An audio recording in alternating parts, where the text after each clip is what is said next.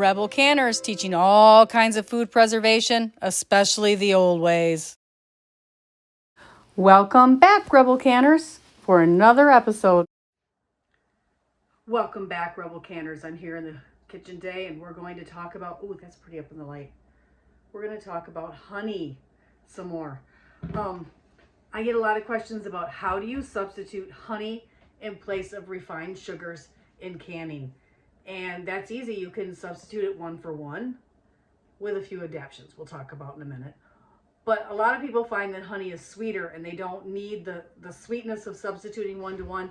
And so they will do half a cup in place of 1 cup of sugar, which is actually pretty nice. And sometimes as much as 2/3 cup if you're got a real sweet tooth for 1 cup of sugar.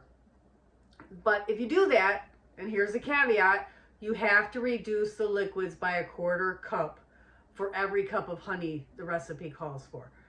So if the recipe calls for 4 cups of honey, you're going to reduce some other liquid in the recipe by 1 cup. Okay? Got that? Because honey is liquid and it weighs more than sugar. Now, if you're using honey to replace sugar in baking, there's a little bit more going on here. You're going to have to lower the baking temperature of, say, bread. You're baking bread. You want to lower that by 25 degrees Fahrenheit to prevent browning. And you're also going to want to add 1/8 of a teaspoon of baking soda to decrease the acid in your honey so that you get a good product. So if you are using this in cooking, you have to decrease the liquid and you have to add baking soda to neutralize the acid in honey. In canning, you don't need to add the baking soda because we want the acid in our canning. So to go back over this, honey adds moisture. Honey is more dense. It adds flavor. So be aware, it's going to change the flavor of your product slightly too. Personally, I like that, but not everybody is used to it. You need to be aware of it. It also adds acid. So if you're doing something that you don't want the acid, like in your bread, you want it to rise, you have to add the baking soda to neutralize it. And it causes foods to brown faster. So those are the 5 points you have to remember with honey.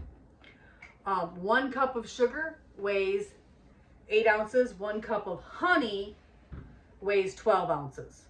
So it is denser. It has a heavier weight.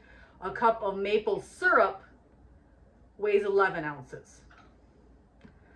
In canning, 7/8 cup honey for each cup of sugar in a recipe equals out the weight quite well for a lot of things. But I go more the other way and take out the liquid.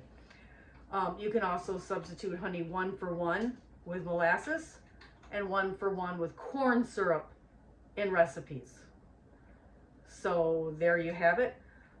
One big giant caveat that you need to be aware of: honey has a lot of health benefit properties. I'm not going into them. I am not a doctor. I'm not a nutritionist. And you should discuss those health benefits with those professionals. But honey loses those health benefits if you bring it to a boiling temperature. So you're only replacing the refined sugars with honey for a sweetener. You are not getting the health benefits of the honey you would get if you consumed raw honey. So there you have it. There's the scoop on honey versus sugar in canning. I hope this answers your questions. If you have any more questions, please put them down below. Please like, subscribe, and follow us on Facebook. Thanks, Rebel Canners.